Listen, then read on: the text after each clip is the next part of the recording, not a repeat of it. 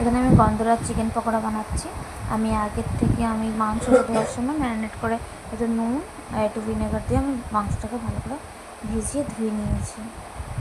তার মধ্যে দিয়ে দিচ্ছি আধখানা গন্ধরাজ লেবু, আদা রসুনের পেস্ট, নুন স্বাদ মতন, কাশ্মীরি লঙ্কার গুঁড়ো দিয়ে 10 মিনিট রেস্টে রেখে দেবো ম্যারিনেট করে। 10 মিনিট পর আমি এটার মধ্যে দিয়ে দিচ্ছি গোলমরিচ পাউডার, হাফ বাটি কর্নফ্লোর, হাফ বাটি ময়দা দিয়ে ভালো করে একটুখানি খাঁটি সর্ষের তেল দিয়ে এটাকে আমি ম্যারিনেট করে রেখে দেবো আমি আধ ঘন্টার জন্য। আধ ঘন্টা রেস্ট হয়ে গেছে। এবার আমি চিকেনগুলো আমি ফ্রাই করে নেব। কড়া বসিয়ে দিয়েছি, কড়া তেল দিয়েছি। এবার আমি চিকেনগুলো এক এক করে ফ্রাই করে নেব। তেলটা মিডিয়াম টু লোয়ে আঁচটা রাখতে হবে, নিয়ে চিকেনগুলো ভালো করে ফ্রাই করে নেব।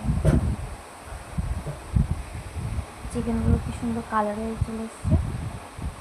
আমি বের করে নেবো মাছটাকে।